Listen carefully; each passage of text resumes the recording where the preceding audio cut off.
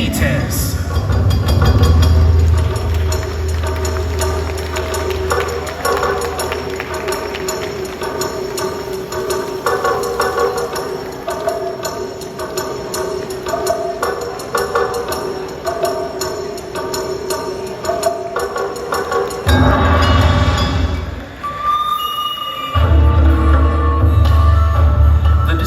Of our island led other pirates and colonizers to want to own our land, for it is rich in natural resources that were good for trading during this time.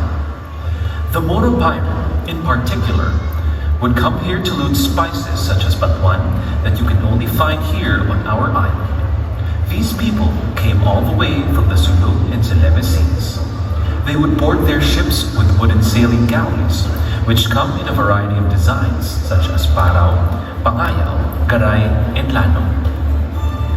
They were known for acting and raiding coastal towns with their large fleets.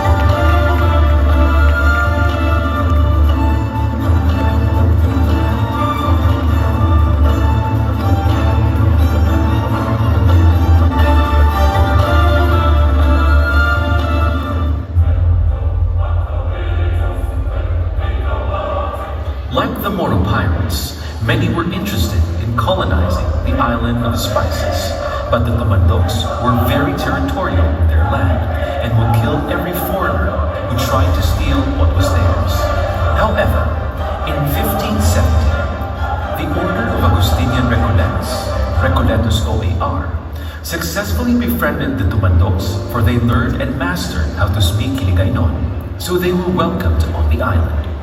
The Recoletos priests were the ones who introduced Christianity and solidified our faith. Because most of the Recoletos priests were architects and engineers, they built the San Sebastian parish, now Saint Sebastian Cathedral, and introduced the layout that our church must have a plaza adjacent to it. They were also the ones to establish the first cemetery in Bacolod.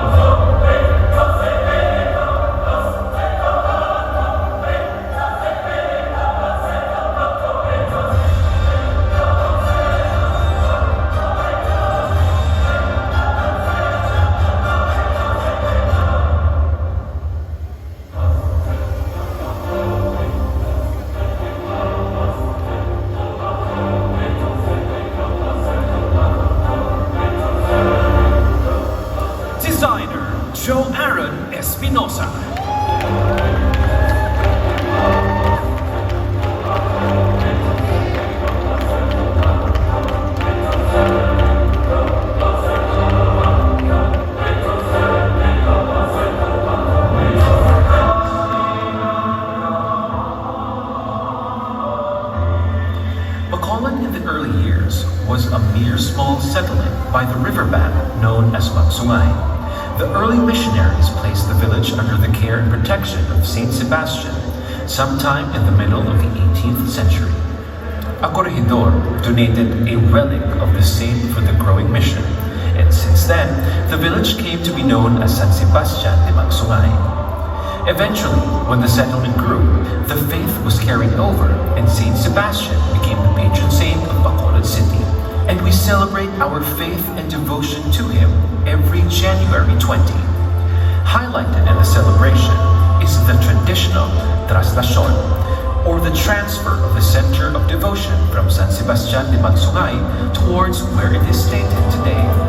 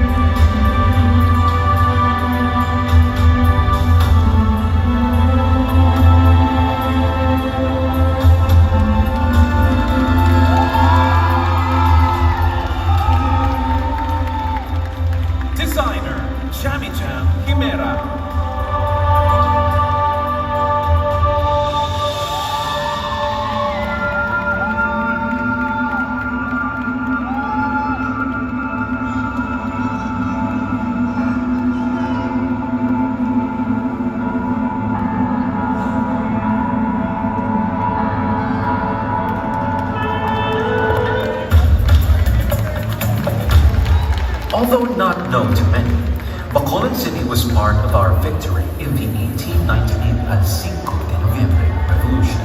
Colonel Isidro de Castro was at the San Sebastian parish when he saw the Negrense troops coming from the northern and southern parts of the province with their fake cannons heading towards the Bacolod City Plaza.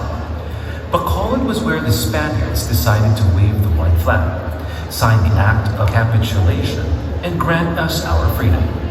To celebrate our victory on the dawn of November 6, 1898, the Philippine flag was first waved at the house of Don Jose Luis de Luzuriaga, which is where our old city hall was located.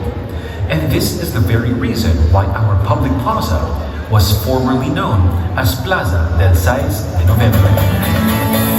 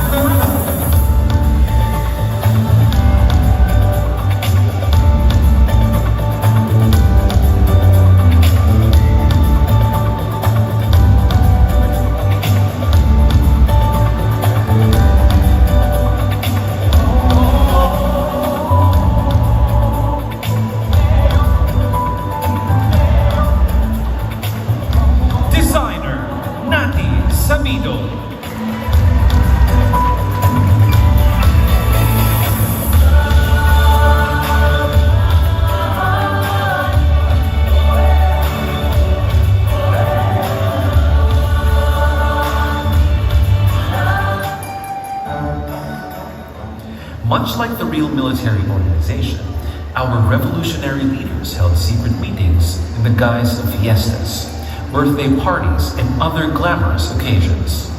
Good food and sweet wine were part of the revolution, thus following the victory against the Spaniards.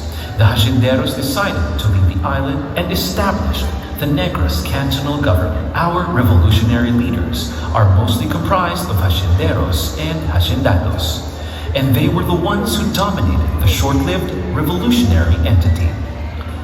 During this time, the Balaydaco, or the boathouse, was built by a prominent sugar planter, Generoso Villanueva, along with his wife Paz. Eventually, on the same street, another mansion was built by Don Mariano Ramos, which stands as a testament of our glorious past. This street was dubbed as the Millionaires' Row, located at Burgos Street.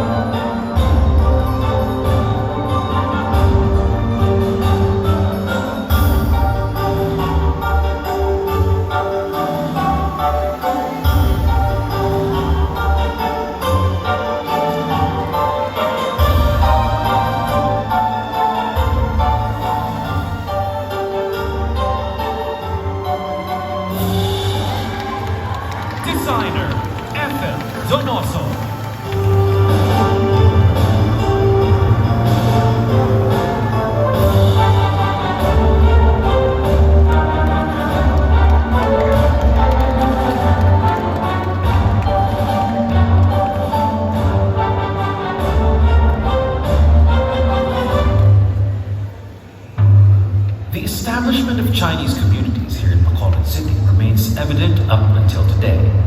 They were the ones who introduced the mercado, or commonly known as shopping, among locals. This area is dominated by Chinese-owned business enterprises. Even our sweet delicacy, piaya, was introduced by the Chinese who married a babaeng negosado.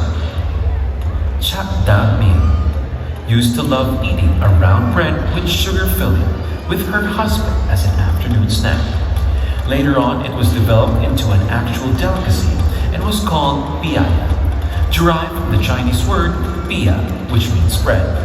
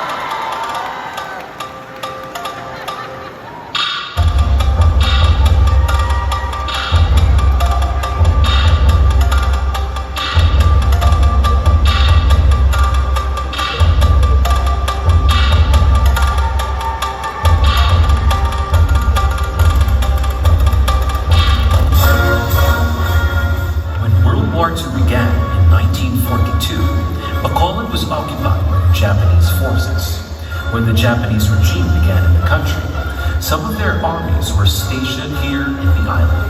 However, one Japanese in particular, Fukuchipon Ishiwata, an urban planter and architect who served in the war at the time, fell in love with a native and decided to begin a life here in Bacolod. Ishiwata sent his child to study at Colegio de Nuestra Señora de la Consolación, or what we know now as La Consolación College, Bacolod, and as an act of gratitude, he designed the facade of the school. Ishiwata is also known for designing Ishiwata Bathhouse at Mamuha Resort.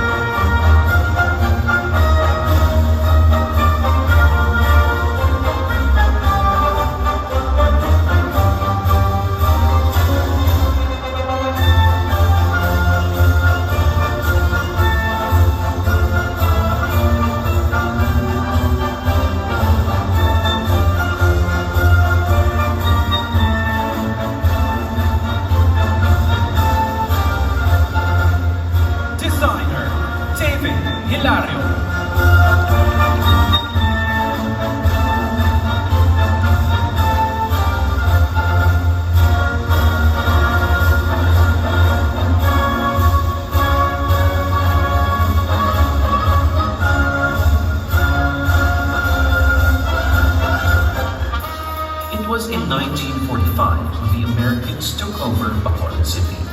During the American rule, the Rizal Institute was set up in Bacolod, providing education to the Bacolodons.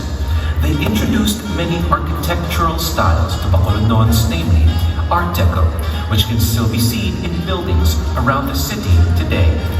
One good example is the Provincial Capitol Building in Lagoon, which was designed by Juan M. Arellano and Daniel Hudson Burnham, the same architect of the renowned Burnham Park in Baguio City.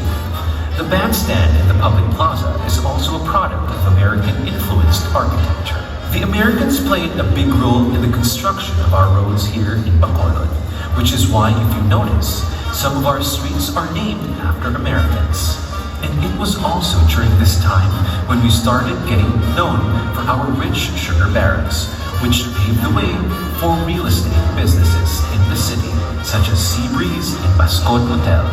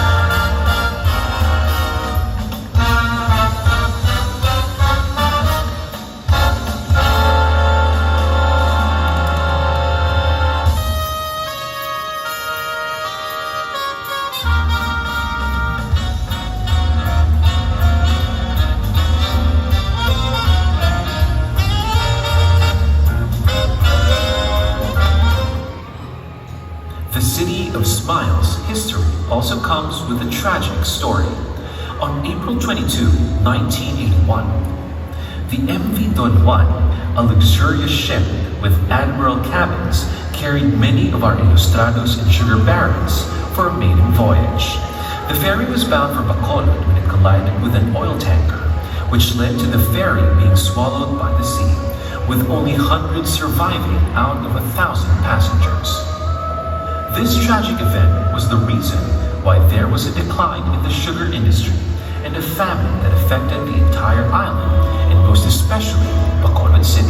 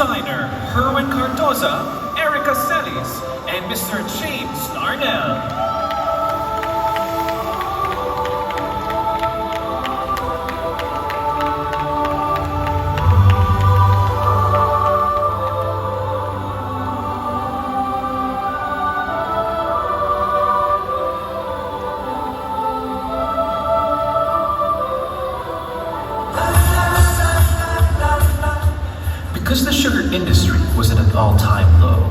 Bacolodons found various means of making money. A group of artists, headed by Rodney Martinez, gathered and started making masks out of coconut husks and paper mache to sell to the tourists and generate income. Inspired by the colors of the Rio Carnival of Brazil, the Masskara festival was created to uplift the spirits of Bacolodons and bring back the smiles of its people. Today, it is now known as one of the most colorful festivals in the country and is an annual reminder of our resilience. Everybody! Green, green is sweet, they say, on the far side of the hill. Oh.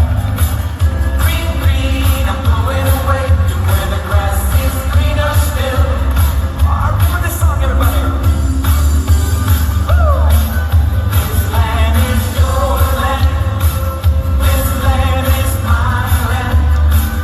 From California to the New York Island, from the rainforest to the downstream water. Designer, Chef de Sukatan. For you and me. Hey! La la la la la la la. Oh, sing it pretty. La la la la la la. La la la la la la la la la la. Hey! All day, all night. From then on, after many challenges that came our way, we always carried hope within us and relentlessly pushed for progress. In 2010, the new government center was established and easily became one of the top landmarks in the city. It also attracted more business ventures for the city. The new government center, now known as Bacolod City Government Center, is a beacon and a testament of our city's progress and development. To commemorate the success of Bacolod City for the past 80 years, the Halanduan Tower was built. This landmark now stands where the former clock tower was situated at the corner of Gonzaga and Catuslao Street, and is a symbol of Bacolod City's progress and success over the past 8 decades.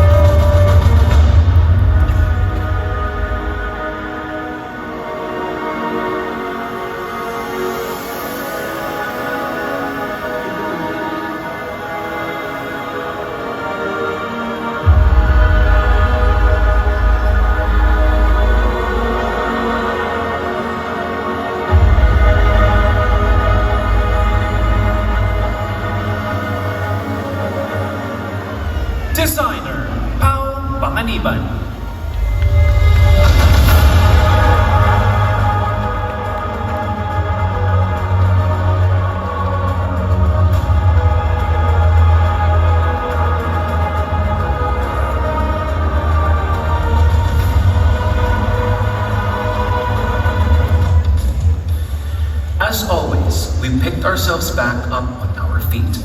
After the pandemic, Bacolod strive for change and searched for a glimmer of hope to shine upon our city that will help us rise from the series of adversities we have faced. A whole new era began and a road to change was introduced following the election of new leaders in Bacolod City. The road to change promised us hope for a brighter tomorrow, brought back our matamis na home, and led us to where we are today.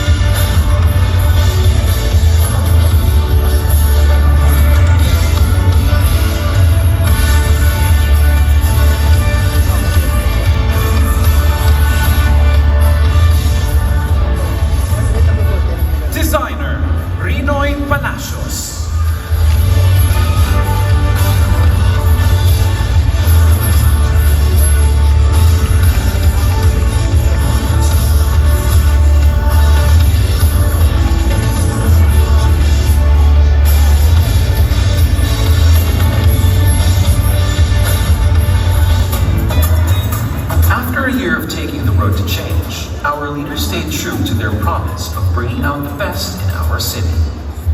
We have experienced economic recovery and growth, a resounding boom in construction, and attracted multiple investors. For the first time in 2 years, our sweet smiles were brought back as we celebrated the grandest Masskara festival to date. The pandemic did not stop us from continuously progressing. Every day, we are given a reason to smile and celebrate, for Bacolod City is on its way to